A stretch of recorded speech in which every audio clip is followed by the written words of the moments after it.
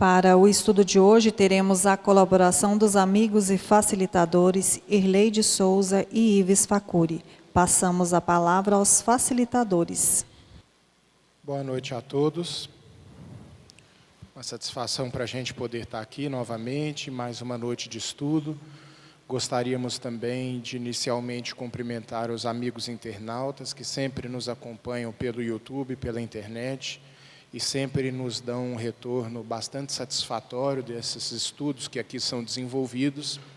E é com muita alegria que aqui nós retornamos para que com o nosso companheiro Irlei nós possamos desenvolver aí um estudo de perguntas e respostas, buscando dirimir as indagações que nos forem feitas aqui, sempre de acordo com os princípios da doutrina espírita. A primeira pergunta que me chega às mãos já é uma bomba, né? Que diz o seguinte: o desrespeito à figura de Jesus e ao cristianismo vem sendo uma constante em programas de TV, antes apenas expressado em grupos particulares de alguns ateus e pessoas de outras fé, né? Ele coloca aqui no singular. Por que isso acontece? Eu creio que isso aqui é uma inferência ao episódio do Porta dos Fundos, né? Que é uma série que é transmitida no YouTube, se eu não me engano. Bom, aqui existe algumas considerações para serem feitas. Eu não sei se vocês acompanharam esse episódio, né? Desse seriado, dessa série da Netflix, parece. Que, dando uma resumida aqui, foi que eles fizeram uma sátira de Jesus, colocando Jesus como homossexual. O primeiro ponto, colocar Jesus como homossexual não é uma ofensa, não é ofensa nenhuma, tá? Para Jesus. Porque Jesus está num patamar tão acima das mesquinharias humanas, né? Porque uma coisa é você colocar Jesus como homossexual. Não tem nada a ver isso daí, né? Assim, uma outra coisa é você tentar com aquilo atingir um grupo. É aí que está o problema. Porque colocar Jesus como homossexual não tem problema nenhum. Agora, qual é a motivação? O que levou aqueles indivíduos a fazerem isso? Certamente foi agredir determinado grupo. E é aí que está o problema. O problema não está você colocar Jesus como homossexual, colocar Jesus como negro, como alto, como baixo, como gordinho, como magrinho, porque Jesus está para além de qualquer tipo de estereótipos que você tente colar nele.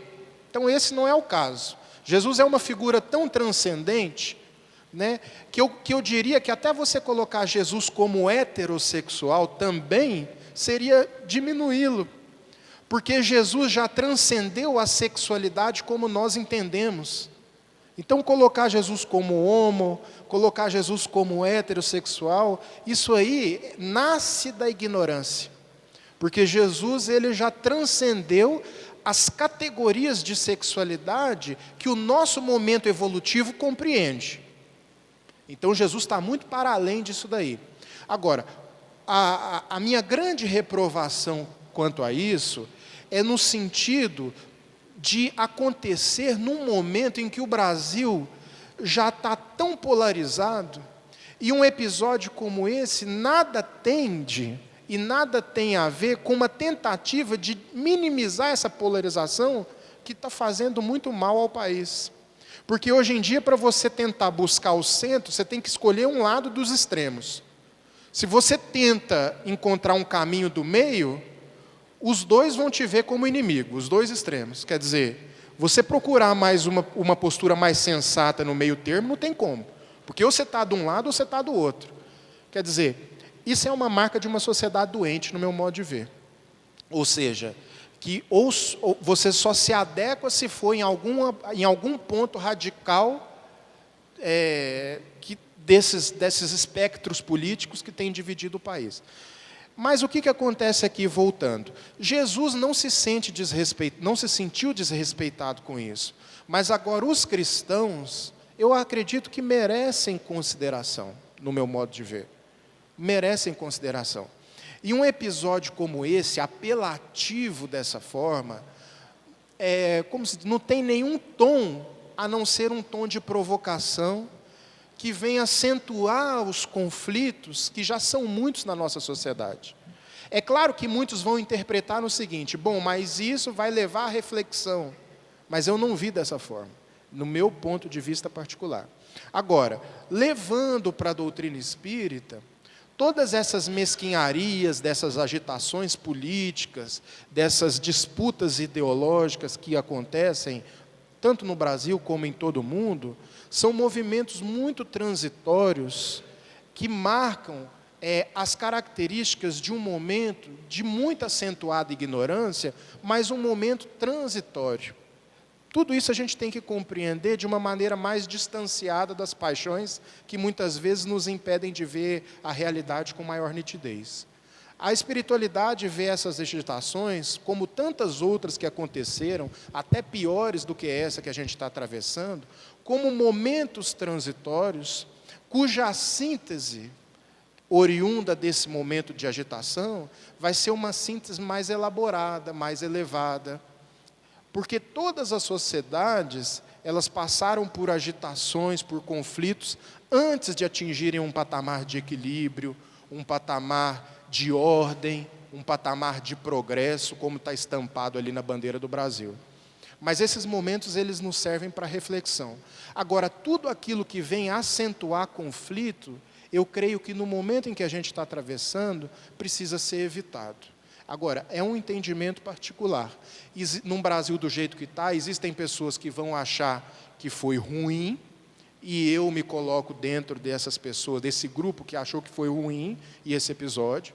E existem pessoas que vão achar que foi um episódio bom, que vai servir para combater um radicalismo religioso e fomentar a reflexão na sociedade. Eu acho que não é assim que se entra no jogo. Eu acho que não é apelando que se entra no jogo.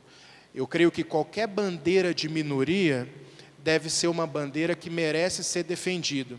Só que, acima disso, a gente tem que se preocupar muito com a forma pela qual essas bandeiras são defendidas.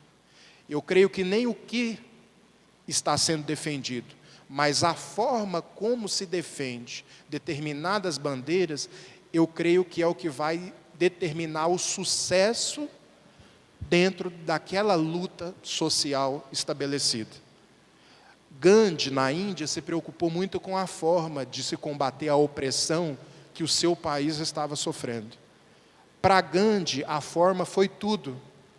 E para Gandhi, a forma foi o que levou ele, tanto ele quanto o seu país, para o caminho da vitória.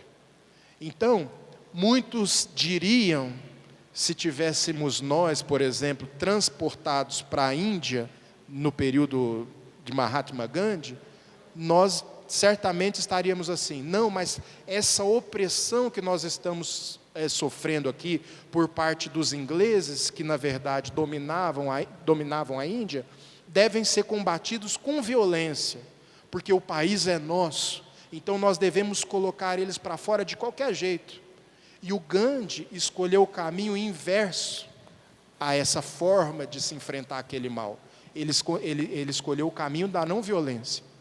Mesmo para combater aqueles inimigos violentos, ele usou como metodologia e como estratégia a não violência. Ou seja, Gandhi levantou uma bandeira, mas a forma pela qual ele levantou essa bandeira foi na contramão de toda a expectativa social da época, que queria que ele respondesse à altura, que queria que ele respondesse àqueles invasores com mais violência ainda. E ele foi totalmente na contramão. E foi essa ida de Gandhi na contramão à expectativa popular, que fez com que a sua causa obtesse êxito. Então, qualquer bandeira social de minoria merece ser defendida. Agora, a forma pela qual ela vai ser defendida é o que vai determinar o seu sucesso ou o seu fracasso. Essa é a minha leitura.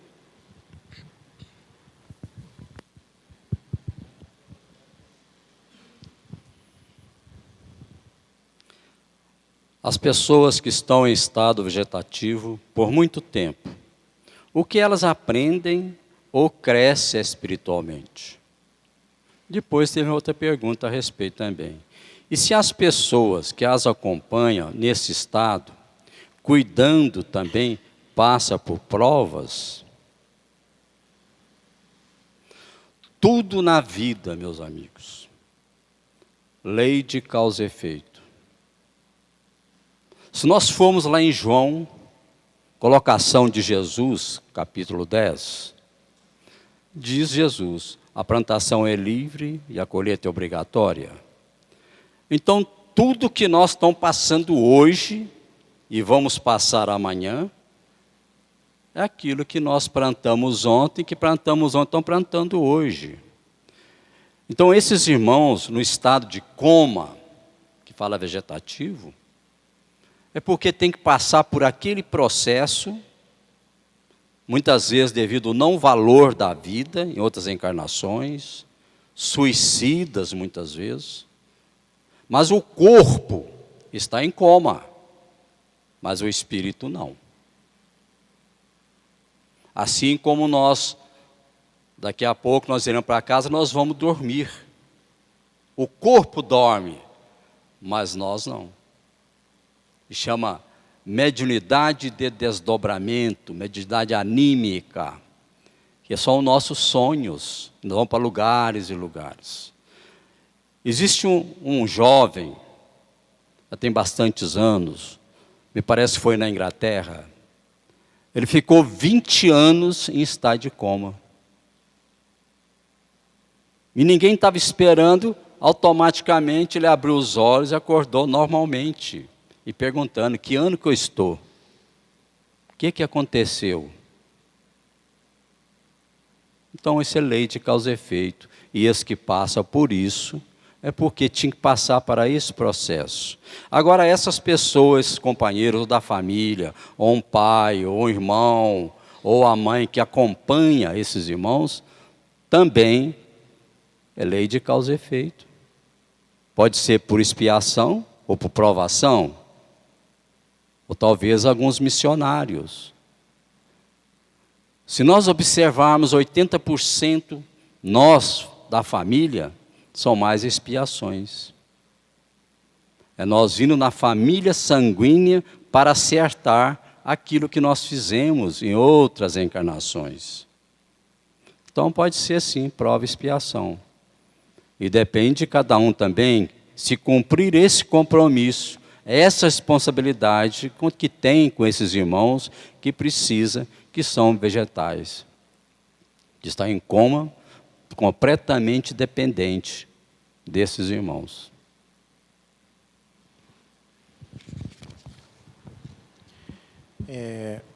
Ouvi uma vez que conforme evoluímos espiritualmente, a necessidade da matéria diminui. Sabendo que existe vida em outros planos e planetas, existe vida em todos os planetas ou algum tipo de vida? Sim, existe vida em todos os planetas, né? Todos os planetas eles são povoados. Mesmo aqueles planetas em formação, existem vidas moleculares, né, que compõem aqueles planetas, mesmo aqueles que estão em formação. Então, vida vai haver em todos os planetas, porque a vida não depende, como nós supomos, necessariamente de água e de oxigênio. A vida que depende de água e oxigênio é a vida tal como a gente compreende nesse planeta. Mas isso não significa que em outros planetas a vida que lá habita depende também de água e oxigênio. Ou seja, a água e o oxigênio são fatores determinantes para a vida no nosso planeta. Agora, em outros planetas, talvez não, possivelmente não. Porque nós aprendemos com o Livro dos Espíritos que os espíritos que habitam os diferentes planetas do universo, o seu organismo perispiritual, ele é composto do orbe que eles habitam. Ou seja, é dentro dos componentes do próprio planeta em que o perispírito ele se compõe. Ou seja, existem planetas absolutamente gasosos. O perispírito, portanto, ele vai se compor daqueles elementos que compõem aquela estrutura planetária. Existem outros espíritos que habitam planetas extremamente áridos, né? Extremamente áridos, sem oxigênio, sem água. Então, os espíritos que lá habitam vão ter o seu perispírito forjado em conformidade com as características daquele planeta. E isso indica a multiplicidade não só de vida que existe no universo, mas a multiplicidade também de formas existentes no universo. Ou seja, nós aqui compreendemos uma forma física mais ou menos uniforme, né? Mais ou menos padrão. É claro que uns mais altos, uns mais baixos, uns mais cheinhos, né, que é o meu caso. Eu até costumo brincar quando falo assim, você está cheinho, né? Eu costumo brincar e falo assim, cheinho não, estou bem reencarnado, né? Eu reencarnei bem, né? Então eu estou bem reencarnado, entendeu? Então existe essa multiplicidade de formas na Terra, mas o perfil é o mesmo, o padrão é o mesmo. Agora, em outros planetas não vai ser esse padrão, como a gente compreende no nosso planeta Terra. Então, aquela imagem de Steven Spielberg, né, retratando extraterrestres com formas diferentes, a nossa, tem o seu fundo de razão. É claro que ali está totalmente exagerado, né? Mas existe essa variação de forma, sim. Existe um autor que fala que a ficção antecede a realidade, e isso, em grande medida, é verdade. Então, a forma em outros planetas são formas distintas das formas aqui. E nós precisamos reencarnar não somente no planeta Terra, mas nós temos, como a forma a doutrina espírita nos apresenta e nos ensina, a necessidade da transmigração entre mundos também, a fim de que a gente possa captar desses mundos aprendizados necessários para a nossa evolução espiritual. Então vocês vão me perguntar assim, é possível reencarnar em outro planeta? É possível reencarnar em outro planeta. Porque assim como é possível reencarnar em outro país, é possível reencarnar em outro planeta. É claro que originalmente a minha família é a família humana. Mas isso não impede de eu ter experiências em outros planetas para que eu possa agregar conteúdo ao meu espírito na minha trajetória evolutiva. Assim como, muitas das vezes, o nosso campo afetivo e psíquico está circunscrito a determinado país. Ou seja, a maior rede de espíritos afeitos a nós estão reencarnados, por exemplo, no Brasil. Mas isso não impede de, a título de evolução espiritual, eu vir a ter uma reencarnação na América do Norte, na Europa, na Ásia, na África. Quer dizer, os meus vínculos afetivos eles estão mais fortemente arraigados aqui. Mas eu posso ir buscar experiências que agreguem no sentido intelecto-moral em outros países também. Tá certo? E ampliando os meus laços de afeto com isso. Então, dentro dessa perspectiva, tanto a Terra nos oferece oportunidades inúmeras de reencarnação, a fim de que nós possamos absorver diversas culturas nesse processo reencarnatório, como outros países também nos oferecem essa possibilidade. E por que a gente precisa disso? Porque cada localidade do orbe, ela vai nos apresentar determinadas características culturais importantes para o nosso crescimento espiritual. Porque vocês já perceberam que existe uma variação até de estado para estado, no sentido cultural? Até no sentido de cidade para cidade. Para o observador atento, ele consegue perceber a diferença de perfil e de cultura de Belo Horizonte, por exemplo, para Divinópolis. De uma cidade como Itapecerica, por exemplo, para Divinópolis. O observador atento, é claro que isso é muito sutil, mas o observador atento consegue perceber algumas sutilezas culturais que diferenciam cidade para cidade. Se você vai ampliando, essa diferença cultural vai ficando cada vez mais nítida. Então, se em Minas Gerais, cada cidade tem uma característica cultural própria daquela cidade, se você vai ampliando e vai para outros estados, essa diferença vai se tornando cada vez mais nítida. Se você vai para outros países, essa diferença fica mais nítida ainda do que para outros estados. Agora, vocês imaginam ir para outros planetas, quer dizer, essa interiorização das diferentes culturas ao longo do nosso processo reencarnatório é fundamental para que a gente possa construir aquele arcabouço intelectual e cultural que o espírito necessita para evoluir. Então, a vida em outros planetas, ela é possível, e não só é possível, como nós também temos oportunidade de reencarnarmos lá.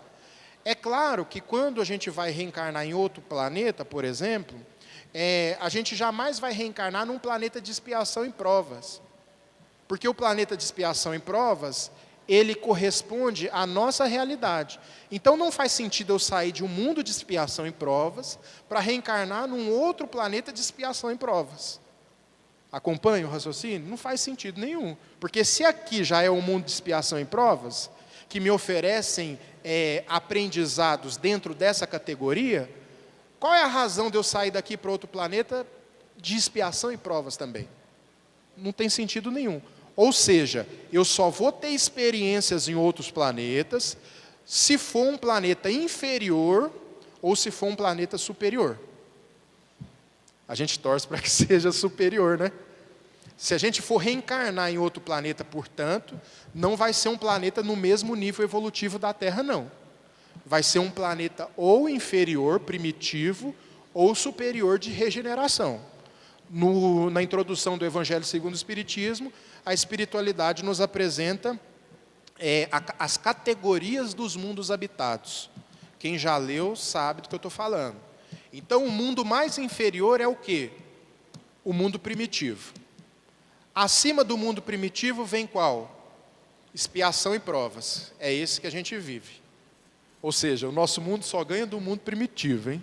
Só do mundo primitivo. A gente está um passo acima do mundo primitivo. Acima do mundo de primitivo está qual? De regeneração, que é a nossa perspectiva futura de transformação da sociedade, através da transformação das individualidades. Ou seja, terceiro degrau. O quarto degrau é qual? Mundos felizes. Quarto degrau dessa escala. E o quinto degrau, mundo celestial, angelicais ou celestiais. Então, as categorias de mundo habitado são essas. Nós estamos do de expiação e provas. Se nós formos ter uma visitinha em outro país, em outro planeta, ou vai ser um mundo primitivo, ou vai ser um mundo de regeneração. Agora, não é porque a gente vai ter uma experiência em um mundo primitivo que é necessariamente ruim, porque depende do motivo pela qual você está lá. Se você está lá em caráter de resgate, num caráter mais, entre aspas, punitivo, aí não é tão legal assim. Mas se você está lá para ajudar com o conhecimento que você tem aqui a melhorar aquela coletividade no seu momento, para que um dia eles possam chegar na mesma categoria que o nosso mundo está, aí tudo bem, aí beleza. Né? E um mundo superior, muitas vezes a gente reencarna nos mundos superiores para que a gente possa voltar com informações a fim de que nós melhoremos o nosso mundo de expiação e provas. Então, muitos cientistas, por exemplo, muitos músicos, que aqui reencarnaram com a missão de elevar a nossa cultura, trouxeram esse conteúdo de planetas mais evoluídos que o nosso. Você pega um Mozart, por exemplo, existem informações espíritas que ele já vivia, que o planeta de origem dele é Júpiter. E quando Mozart reencarnou aqui para dar um boom no caráter cultural relacionado à música, ele trouxe toda a sua bagagem do seu planeta de origem para ajudarmos-nos a elevar culturalmente a nossa sociedade no campo da música. E assim, em diversas outras áreas, a nossa sociedade vai evoluindo através dessa transmigração de espíritos, que partem daqui por hora e que chegam aqui em caráter específico de elevação. Quem decide para qual morada iremos no mundo espiritual? Nosso irmão já falou muita coisa a respeito. nessa questão. Praticamente quem decide somos nós mesmos. Porque nós colhemos o que plantamos. Quantos anos nós temos? Mais de 2 milhões de anos. Quantas encarnações? Mais de 200 mil. E estamos no mundo de prova e expiação. Então, os mundos que nós iremos, como o nosso querido irmão já disse, ou nós vamos para o mundo primitivo, novamente, da onde nós viemos, como genoma, como pitecantropos, Homo erectus, Homem sápio, que nós estamos hoje. E está tendo já está tendo uma evolução no nosso planeta, mas ainda até no ano 3000, no terceiro milênio, provavelmente passaremos para a regeneração. E muitos já estão sendo sugados para mundos primitivos. Então, o mundo que nós iremos é de acordo com os nossos méritos, com a nossa evolução moral. Entanto, como espírito. Existem irmãos, séculos e séculos, ainda nas regiões abismais, regiões umbralinas. E esse, o Senhor da escuridão, o Senhor das trevas, que são irmãos que trabalham para o mal até hoje, onde manifestam em reuniões mediúnicas verdadeiros monstros, transformados em grandes monstros animais, já está sendo sugado para mundos primitivos. Então depende de nós, porque existem as encarnações compulsórias, que são esses irmãos que trabalham para o mal, nem sabem que vão reencarnar, são oportunidades que o Pai permite para dar uma oportunidade para esses irmãos evoluir. E muitas vezes são as reencarnações, vêm lá os abortos naturais. E nós já presenciamos irmãos reencarnados, verdadeiros monstrinhos. Nós conhecemos um garoto de 6 a 7 anos e me chamava de tio. Se vocês olhassem para ele, o seu rosto era um verdadeiro cão bulldog. E quem participa de reunião mediúnica, então, videntes, está cansado de ver esses irmãos nessa situação. E são os irmãos também, como o doutor Bezerra de Menezes, Nossa Senhora pediu várias vezes para ir para mundos superiores. E ele pediu que queria ficar aqui na Terra para nos ajudar a evoluir. Então, meus amigos, esses mundos, como nosso irmão já falou muitas vezes, e a maioria de nós, esprovado, tem vários livros, Manuel Filomeno de Miranda, para através de Divaldo e muitos outros, a maioria de nós somos ETs. Nós somos descendentes de outros mundos. Se vocês lerem lá, Atlântida, número 1, número 2, naquela época, há 12 mil anos, há muitos mais, nós somos todos, de maior parte, descendentes de capelinos. Porque, segundo consta, a verdadeira raça humana é a negra e a amarela. Então, a maioria de nós somos ETs. Iremos novamente para os mundos, como muitos já foram para a capela. Então, depende da nossa evolução. Nós iremos para a mundo generação, mundos felizes, ou vão para mundos infelizes, que é os mundos primitivos, pagar tudo que nós temos feito em reencarnações e reencarnações. Eu não sou muito de falar não, tá? Eu gosto de ser mais objetivo, deixo mais para o Igor. Nós temos muita pergunta para responder. Vai lá.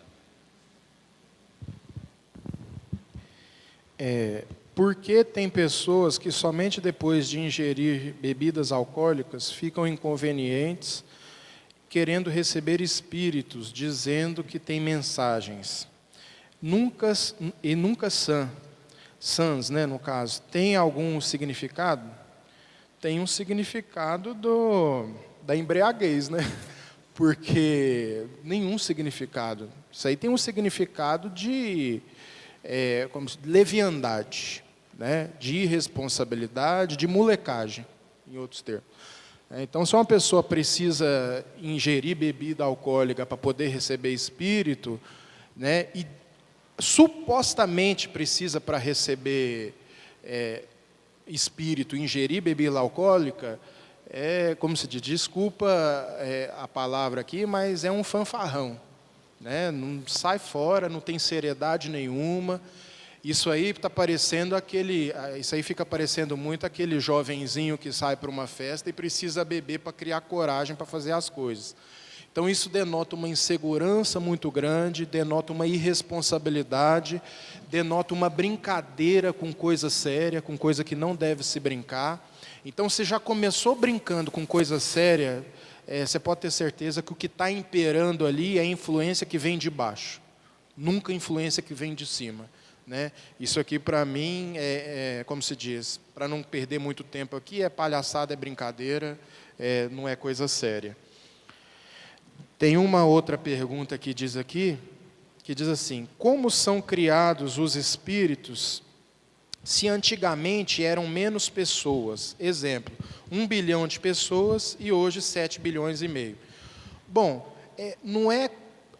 são criados espíritos, mas a gente tem que compreender uma criação, não no sentido de uma fabriquinha de espírito. Parece que Deus tem uma fábrica e que vai, pum, pum, pum, surgindo espírito. Não é assim, né? O espírito, ele chega na condição de espírito com E maiúsculo, porque antes ele é princípio inteligente, ele chega através de todo um processo evolutivo já estabelecido na natureza. Então, o Leon Denis ele tem uma frase muito interessante para a gente compreender isso aqui, que diz o seguinte: o espírito dorme na pedra, sonha no vegetal, agita-se no animal e acorda no homem. Aí vem Emmanuel completando a fala de Leon Denis e diz o seguinte: sublima-se no anjo. Só que quando o espírito ele vai passando pelo mineral, pelo vegetal, pelo animal, não é o espírito como a gente compreende com E maiúsculo, é o princípio inteligente. Então, o princípio inteligente ele vai evoluindo até adquirir aquilo que se convencionou chamar de individualidade. Quando ele adquire a individualidade, aí ele se torna espírito com E maiúsculo.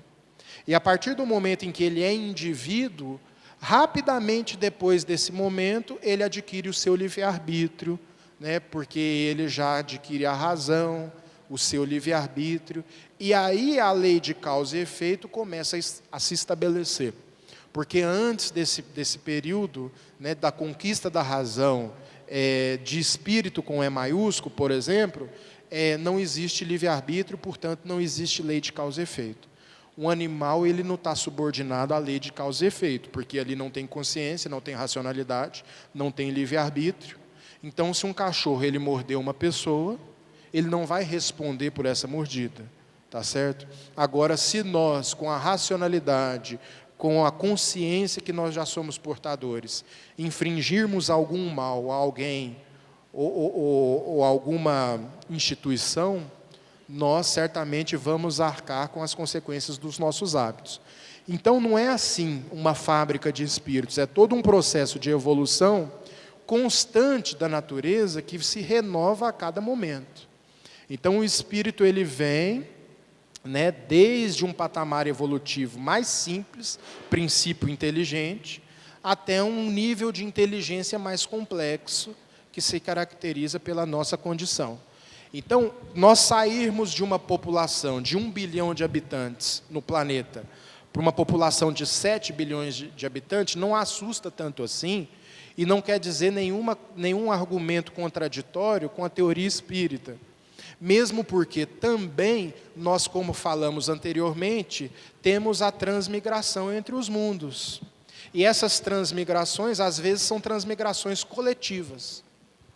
Como foi o caso dos exilados de Capela aqui, que não dá tempo da gente explicar, mas só para a gente poder estar dando uma referência. Então, esse fluxo, essa variação de população no orbe, ela é uma variação crescente, que vai aumentando de tempos em tempos. Porque a própria espiritualidade já nos indica que é 7 bilhões e meio de encarnados. mas existem mais 14 bilhões de espíritos numa comunidade extrafísica vinculados ao orbe. Então, se a população aumenta, não significa que Deus está criando mais espíritos, mas simplesmente que espíritos desencarnados estão reencarnando com maior intensidade. Tá certo? Então, cada planeta tem a sua população de encarnados, aqueles que se encontram na matéria, e de desencarnados. E esse aumento populacional, ele é um aumento necessário e crescente na nossa realidade. E vai continuar assim. Existe um propósito para esse aumento, que eu não quero me estender, eu quero falar rapidamente, desse contingenciamento, desse aumento populacional. É um propósito da gente revisar as nossas formas de viver a vida, estabelecendo formas de viver mais éticas. Porque imaginem vocês, Divinópolis tem aproximadamente 230 mil habitantes, se eu não me engano. Tá certo? 220, 230. Não sei o número ao certo. Imaginem vocês se, num período de temporada de final de ano, vem para cá mais 200 mil pessoas. Isso aí acontece muito em cidade litorânea em época de temporada. Por exemplo, quem vai para o litoral passar férias, aqui eu não sei quem já teve, por exemplo, falta de água. Alguém aqui já deve ter tido. Às vezes vai em janeiro para a praia, e aí, como é um período de temporada que desce muita gente para a praia, começa a aparecer alguns problemas. O planeta, com esse aumento populacional, ele também vai começar a apresentar alguns problemas que, inclusive, já está apresentando. Agora, por que a espiritualidade permite isso? Para que a gente possa desenvolver a nossa solidariedade nesses processos de dificuldade de convivência coletiva. Então, tem um componente educacional, sim, por trás desse componente de aumento populacional. Pode ter certeza. Porque num momento de aumento de população, em que, por exemplo, a escassez começa a bater a nossa porta, é onde mais nós temos a oportunidade de desenvolver a nossa solidariedade. Momento de escassez é um momento extremamente revelador para nós, revelador dos valores que a gente traz internamente. Vocês lembram da greve dos caminhoneiros em 2017? Que faltou gasolina para todo mundo? Vocês lembram? A pessoa chegava no posto de gasolina, saía briga. Quantas brigas a gente não viu no noticiário? Por quê? Porque a pessoa furava fila, queria garantir o seu primeiro. Ou seja, na escassez, aquele aspecto mais primitivo começa a aflorar. Ou também o aspecto de maior altruísmo, de você dar a sua vez para o outro, num momento de teste mais agudo como esse. Então, esse aumento populacional, esse aumento crescente da população, que vai revelando alguns problemas, eles ajudam por educar o espírito, enquanto individualidade, que inserido nesses processos, eticamente reflete e modifica a sua própria vida, porque sabe que a sua conduta tem uma direta influência nos processos coletivos.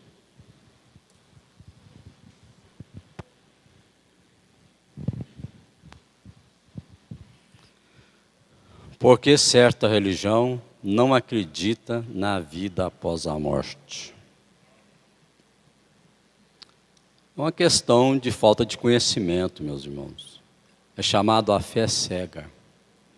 Se nós verificarmos, 70% da raça humana são reencarnacionistas. E não são cristãos. 30% cristãos. 3% espíritas. Se nós observarmos na própria Bíblia, o diálogo de Jesus com Nicodemos, mestre, mas como eu vou nascer de novo, entrar na barriga da minha mãe desse tamanho? Nicodemo, você como um doutor da lei não sabe nem as leis naturais, como é que vai saber as leis espirituais? Está lá na Bíblia. Lá no Monte Tabor, Jesus, Pedro, João, Tiago, vão para o Monte Tabor. Pedro e os outros dois dormem. Quando eles acordam, Jesus está todo de branco, levitando, dialogando com quem? Com Moisés e com Elias.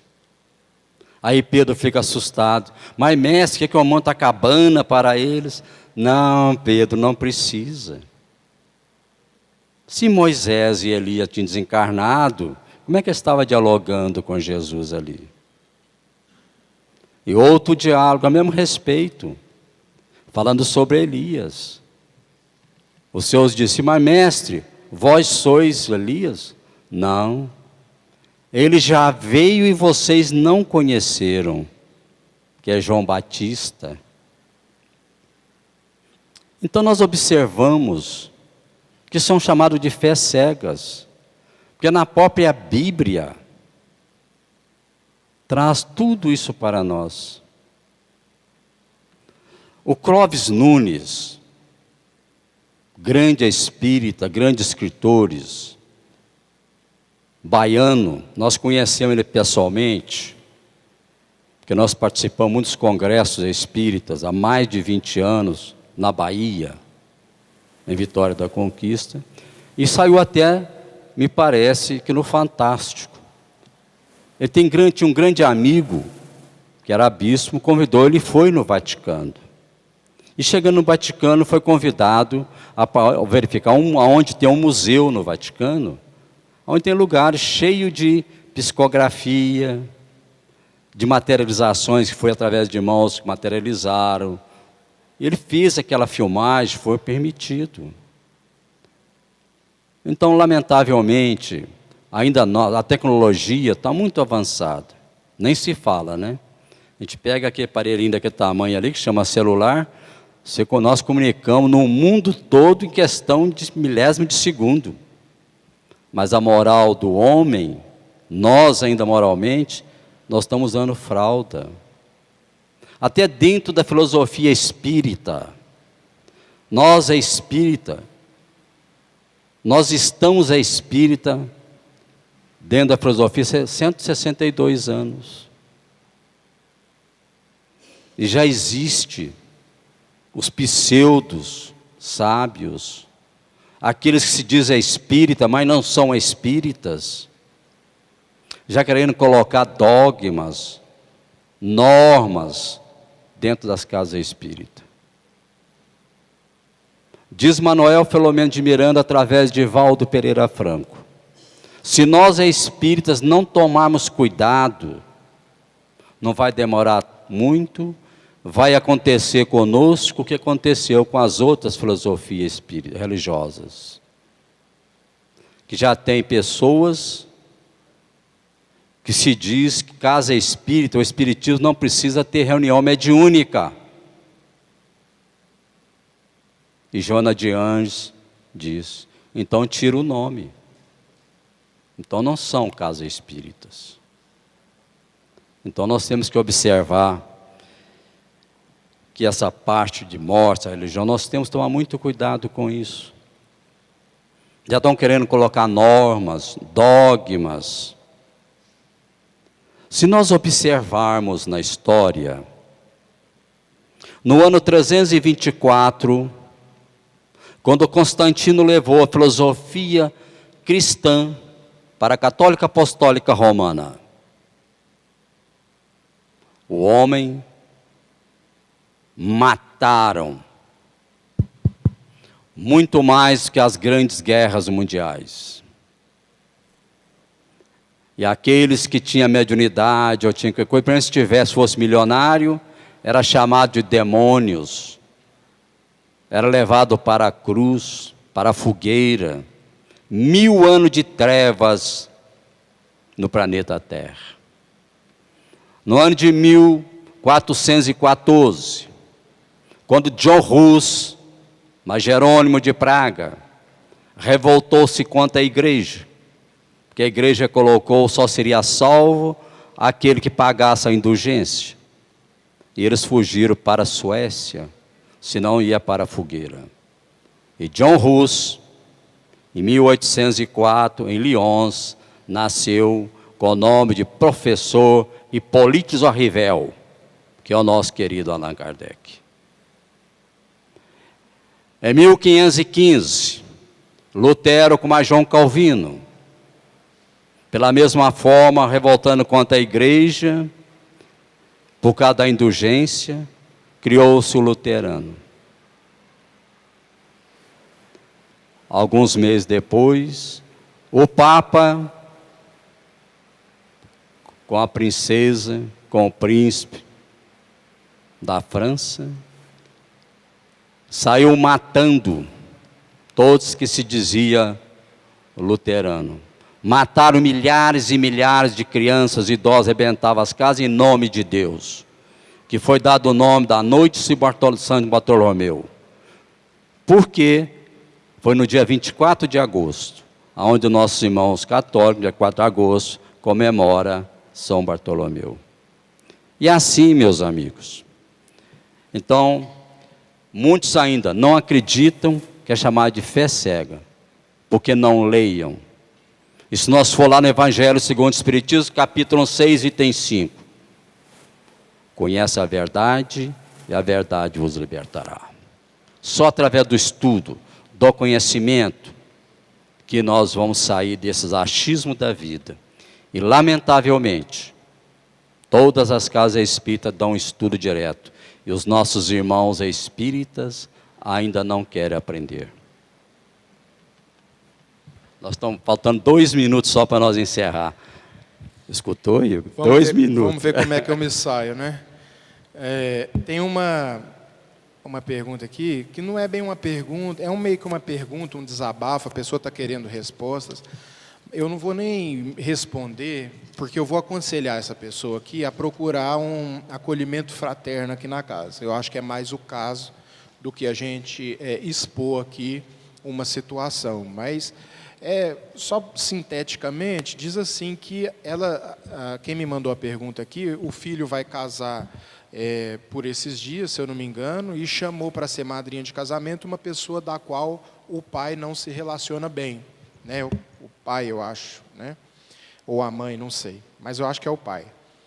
Então, essa situação familiar mais específica, eu aconselharia, em vez da gente querer uma resposta pronta daqui de cima, buscar um acolhimento fraterno em que a sua situação, com mais detalhe, sem tanta pressa, de 2 minutos, de 5 aqui, que é muito sintética as nossas respostas, né, vai ficar insuficiente. Então, eu aconselho a você a procurar o acolhimento fraterno. E só para a gente fazer uma referência à pergunta aqui, que diz o seguinte: como o Espiritismo se relaciona com as demais religiões?